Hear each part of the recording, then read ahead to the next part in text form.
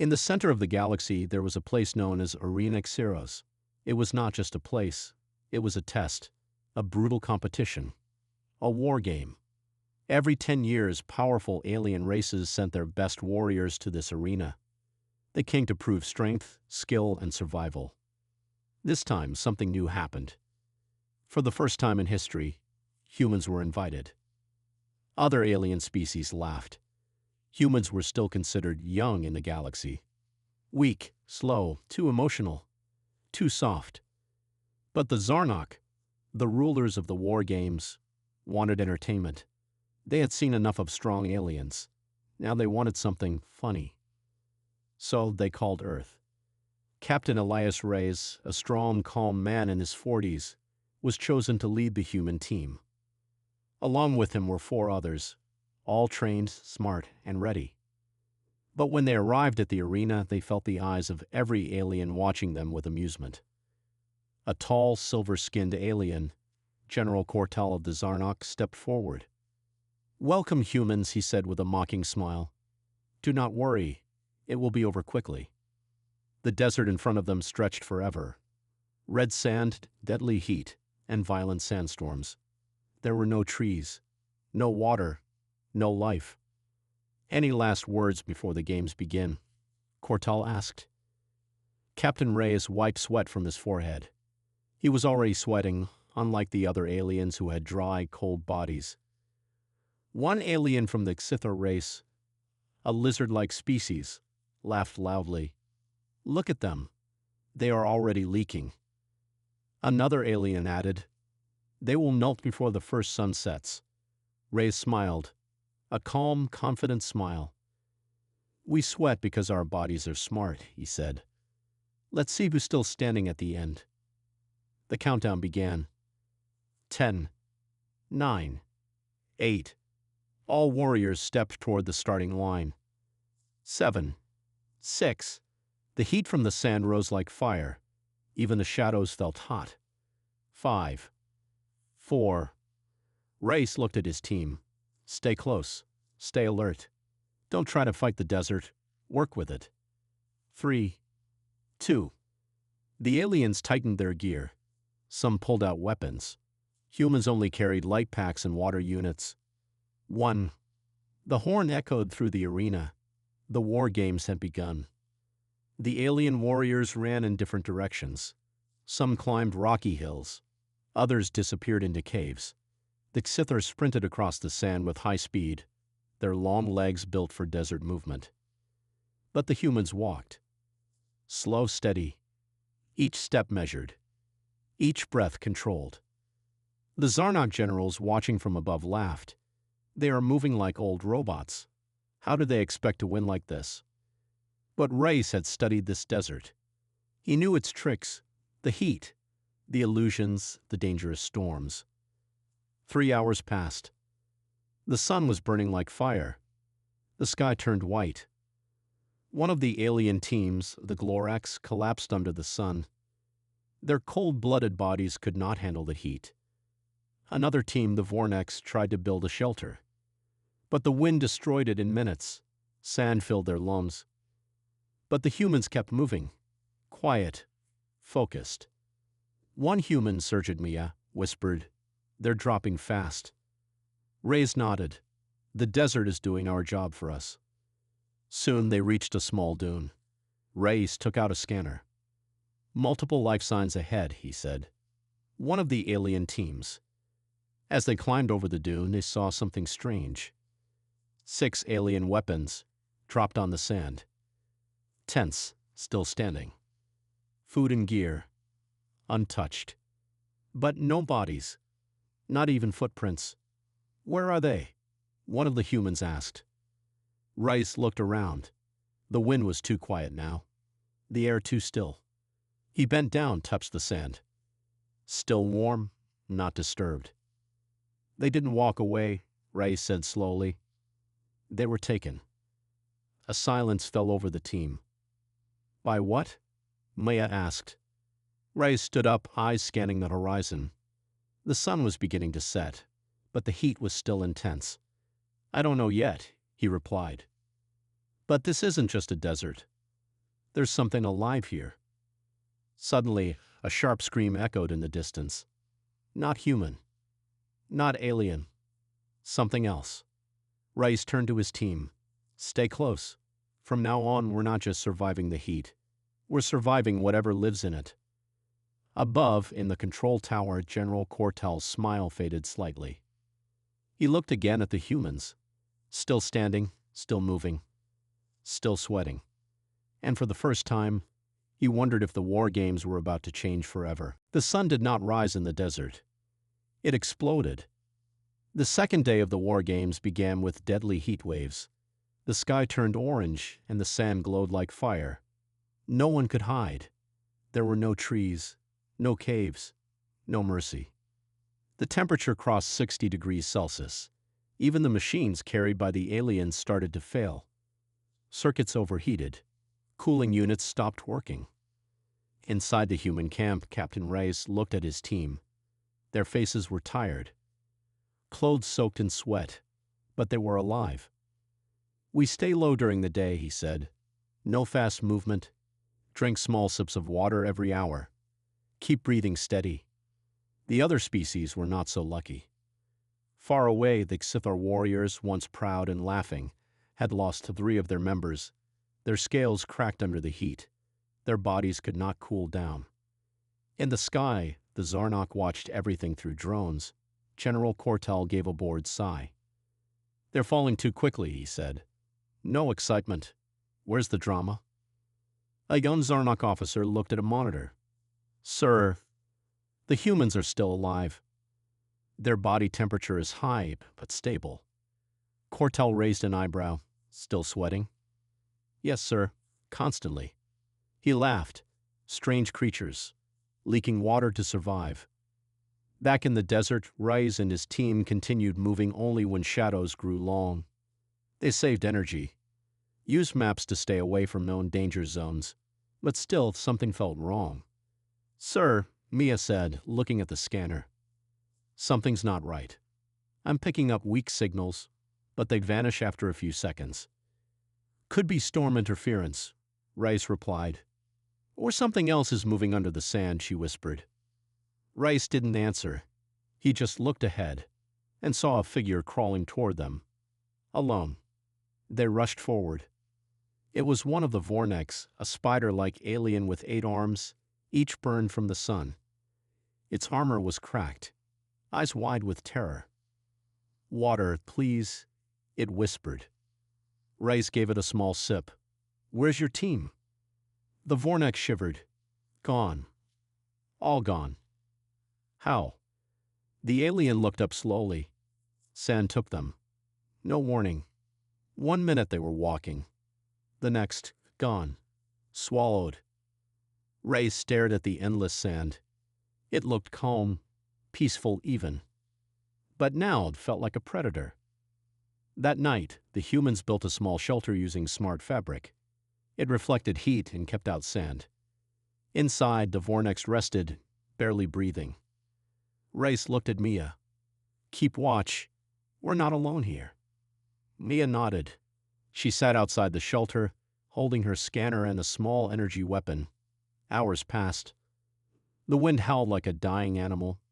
Every now and then the sand moved, as if something was crawling under it. Then it happened. The ground shook slightly. Maya stood up, alert.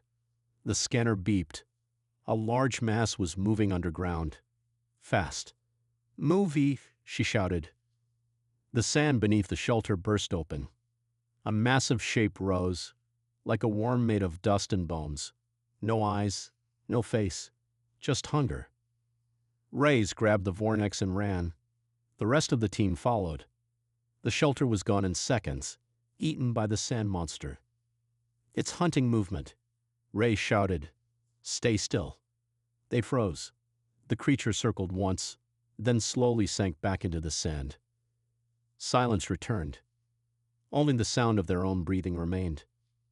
What the hell is that thing? One soldier whispered. I don't know, Ray said. But this is not a game anymore. This desert is a trap. Above them, in the Zarnok control tower, alarms were going off. Unidentified movement in the sands, the officer said. Cortal frowned. This is not part of the arena design. Should we interfere? He paused, then smiled. No, let it continue. This is getting interesting. Reyes and his team waited until sunrise. No one slept. The Vornex had died in the night. Too much heat, too many wounds. They buried the body in silence. As the new day began, Reyes looked at the desert again. So many species have come here to prove their strength, he said quietly. They brought weapons, machines, armor. He looked down at his own sweating hand. But maybe our weakness is our greatest weapon. The others stared at him, confused. He didn't explain. He just smiled and wiped the sweat from his forehead again. The desert was no longer quiet. It was listening.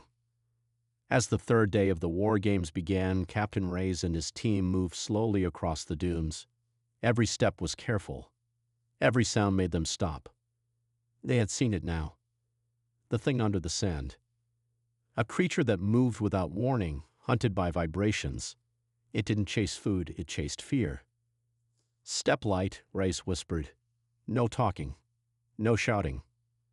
The sun was still rising, but the heat was already dangerous. Maya checked the scanner. Nothing for now, she said. But that thing doesn't show up until it's too late. Reyes nodded. Then we stay ready. Suddenly, a signal blinked on her device. A distress beacon. Alien frequency. Another team. Reyes asked. Maya adjusted the scanner. It's old. Weak. About 1.5 kilometers east. Reyes made the call. Let's check it out. The lost camp, they moved with care using long poles to test the sand before each step. After an hour, they saw it. A half-buried camp. 3 small tents, ripped and burned. Alien weapons scattered like toys. No signs of life. Or bodies. Reyes raised a hand. Spread out. Quiet. Check for any survivors. Sergeant Lin found the beacon near a broken supply crate. This was triggered yesterday. Why is it still running? Then Mia called out, Sir, over here. The team gathered around a large piece of cloth. Under it, bones, dozens of them, long skulls, multi-limbed skeletons, some half-digested, some crushed. Alien warriors, but not recent. These are not from the current games, Reyes said, shocked. These are old. How old? Lin asked. Years, maybe centuries. Mia looked at the camp's broken symbol. Sir, this logo belongs to a species that went extinct 50 years ago. The team fell silent. Reyes stepped back, eyes scanning the sands. So, this desert didn't start as an arena, he said. The Zarnok found it and turned it into one. Maya added, to feed it, over and over again. Just then the ground shook. Slightly. Reyes froze. Everyone did. The sand moved behind them, slowly, like breath. He whispered, Don't run. But one of the soldiers panicked. He turned. He ran. The sand exploded beneath him. The beast rose, massive and wide, like a storm given shape. Its mouth was a pit of spinning teeth made from broken bones and stone. No eyes, just hunger. The soldier screamed once and disappeared. Gone. The sand smoothed again, like nothing had happened. Silence. Reyes closed his eyes. Another life lost. It's learning, Mia said. It's not just an animal. Reyes nodded. It's a trap, a living one. The sand's secret. That night, they rested inside a cave made of black rock. The only hard surface they'd seen in days. It was small, safe from the sand. Inside, they found old carvings. Strange symbols. Pictures of the creature. Aliens running. The desert swallowing cities. This was not a natural place, Mia said. This was a planet. A home world. Until it woke up. Or was created, Reyes said. A weapon. Mia looked at the ancient drawings again. A punishment. Reyes didn't say anything. He sat down, breathing slow. Sweat rolled down his face. "How do we kill something we can't see?" Lin asked. "We don't," Ray said. "We beat it by doing what we do best. Surviving. Adapting. The other species fall." By morning, only 2 other species were still active in the war games. The Xithar had lost almost all of their team. Their leader was found crushed inside a crater. The Zarnox still watched from above, pretending to enjoy the show. But deep down, General Kortal was not laughing anymore. "How are they still alive?" he asked, watching the humans on the screen. "They use no heavy machines," his officers said. "They move slow. They sweat. Their bodies cool themselves." "Primitive," Kortal muttered. "Effective," the officer added. Kortal's eyes narrowed. "If they survive, we may lose control of this planet." The message Rais sent out a coded signal to any other survivors. He warned them. "Do not move during daylight. Avoid running. Trust your body. Stay calm. The sand is alive." But only static came back. They were alone now. Before sleeping, Rais looked at the stars above the desert sky. He whispered, "They thought sweat made us weak, but it's the only reason we're alive." The 4th day in the desert began with silence. No wind, no movement, only fear. Captain Reyes stood at the edge of a dune looking over the endless sea of sand. His eyes were tired, but his mind was focused. He wasn't just trying to survive now. He wanted to end the game. "We have to expose this," he told his team. "The whole galaxy needs to know what's really going on here." Sergeant Mia nodded. "But how?" "Zarnock controls the cameras. They only show what they want." Reyes looked down at the device on his wrist, a small, hidden transmitter. "We send the truth. Our way." A dangerous plan. The humans gathered inside a rock cave again, the only safe place from the creature below. Mia pulled out a hologram map. "Here's the central tower," she said. "That's where the Zarnock receive all signals and control the game." "It's heavily guarded," Lin added. "Surrounded by unstable ground. No alien ever made it there from inside the game." Ray smiled.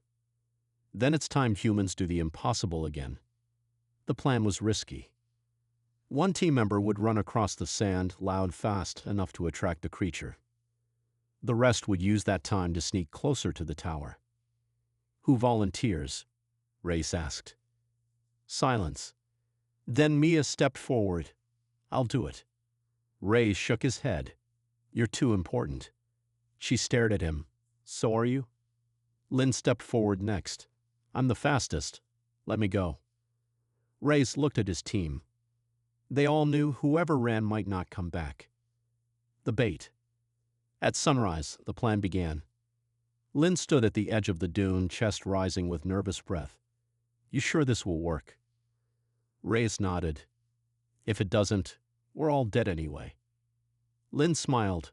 What a beautiful motivation. He took off running. Hard. Fast. Jumping from dune to dune, shouting loudly, waving metal sticks. Within seconds, the sand responded. It rumbled. Then it rose. The beast. Massive. Twisting like a living storm. It chased Lin. And the rest of the team ran the other way, toward the control tower. Mia looked back once. She saw Lin disappear in a cloud of flying sand. "Keep moving," Ray shouted. Inside the tower, they reached the base of the tower. Hidden doors. Zarnock tech. Rise pulled out a stolen Zarnock badge taken from a fallen alien. The door opened. Inside, cold metal walls and blinking lights. "No sand here," Mia whispered. "It's like another world." They moved fast, guns ready, but met no guards. The Zarnock never expected players to reach this far. They entered the control room. Rows of monitors showed different angles of the arena. All edited. The sand monster was never shown. Only alien deaths. "This is how they hide the truth," Ray said. "They use filters and delay. The galaxy sees what they want them to see." He connected his transmitter to the main system. Broadcasting raw feed. Now, the galaxy watches. Across the galaxy, millions watched the war games for entertainment, laughing, cheering. But suddenly, the screen changed. Unfiltered footage appeared. Aliens being swallowed by living sand. Screams, bones, destruction. A single human voice came through the feed. "This is Captain Reyes. The war games are not a test of skill. They are a trap. The desert is alive. The Zarnok have been feeding it for decades. Stop watching. Start asking why."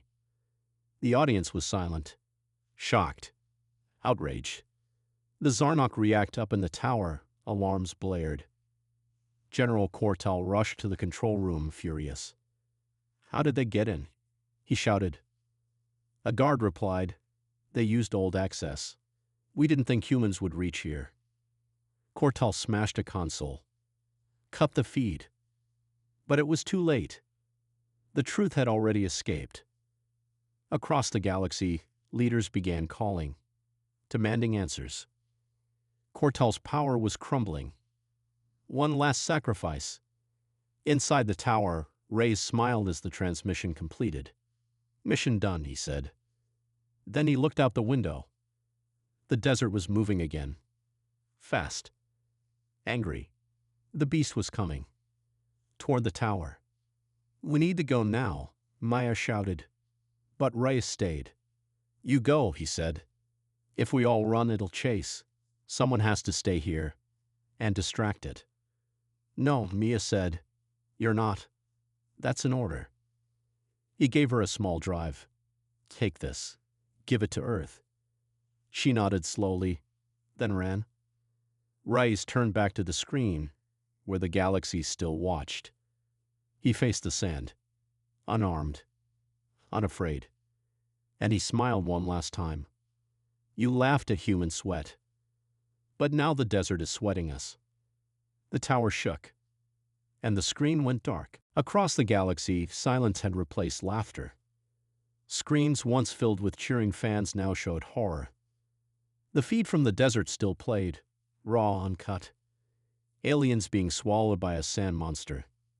Humans surviving by nothing but sweat, teamwork, and willpower. At first, no one believed it. But when Captain Reyes spoke, people listened. "We are not the strongest. We are not the fastest. But we survive, and that is why they fear us." His face, tired and sweating, became the symbol of a new truth. Panic and power. Inside the Zarnok High Command, chaos had started. General Cortal stood before the Council of Elders. They were not supposed to reach the tower. He shouted, "This is a minor species. They were meant to die." The elders stared at him coldly. "You fed living beings to a planet-sized predator for entertainment," one said. "And now the galaxy knows." Another added, "You did not just lose control. You gave humanity a voice." Cortal growled, "They are nothing. Weak animals." "Then why," the elder asked, "did they survive, and everyone else died?" Cortal had no answer. Earth responds. On Earth, the message had already reached global networks. People watched the desert monster. They saw the other species fall.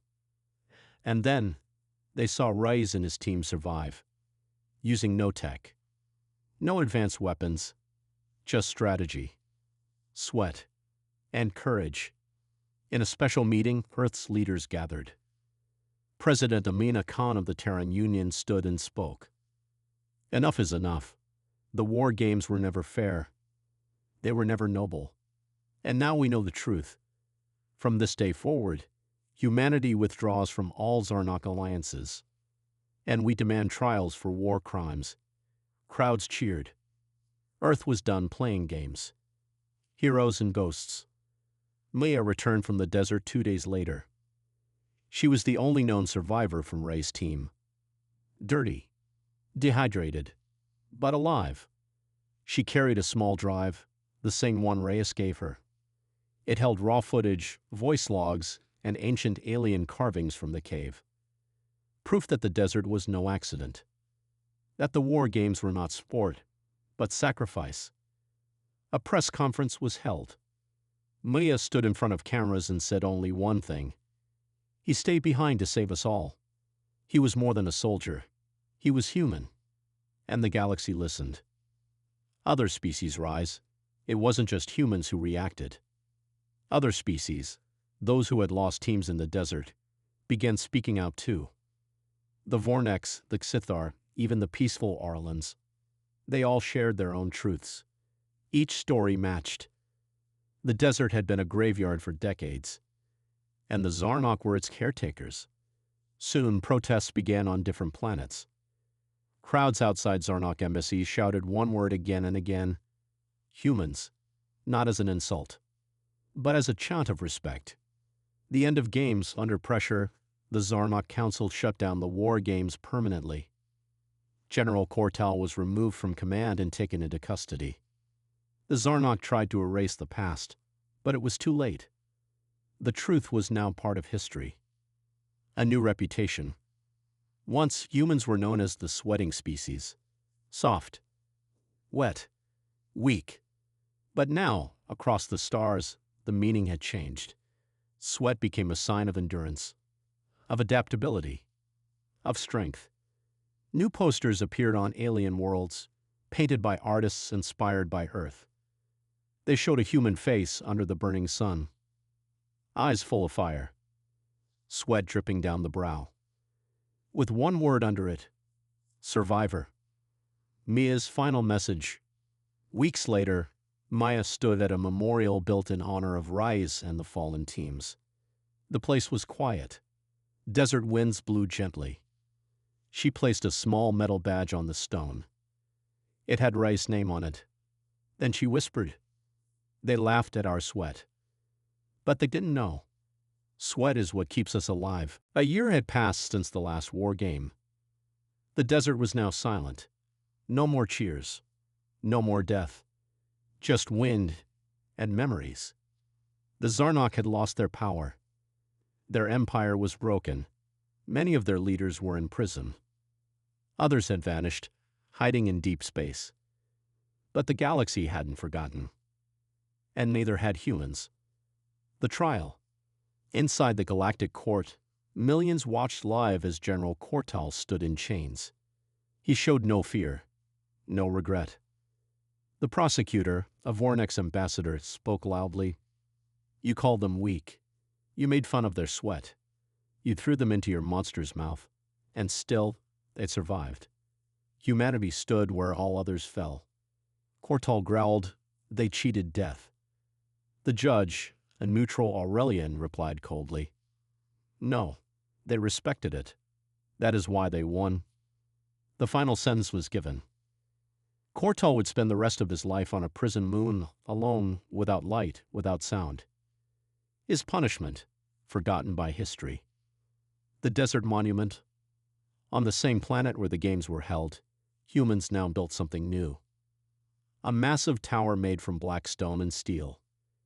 It stood in the center of the dead arena, above the sand monster's grave. The creature had stopped moving after the games ended, perhaps because it was no longer fed. The monument was called the Tower of Endurance.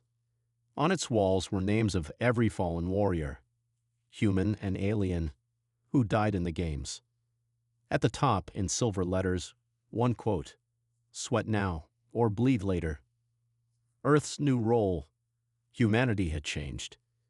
No longer seen as simple or soft, humans were now invited to lead peace talks between alien worlds. Why? Because they understood pain. They had felt fear, hunger, heat, and kept going. They didn't have the strongest weapons, but they had something stronger. Willpower. Mia, now a galactic peace envoy, stood at the United Worlds Assembly. Her voice echoed across the chamber. We are not perfect. We are not the strongest. But we remember. We learn. And we protect those who cannot protect themselves. The hall erupted in applause. Even species that once laughed at Earth now stood and clapped. A message for the future back on Earth. Children learned about the war games in school. Not to fear, but to understand. Every year on the same day, sirens echoed for 1 minute in silence, to remember the fallen, to remember Ray's, to remember that sweat is not shame, but sacrifice. Ray's legacy. A museum was built in Captain Ray's name. Visitors could see his armor, his old radio, even the message he sent from the tower. In one corner, a small screen played a final log, his voice recorded before the last broadcast.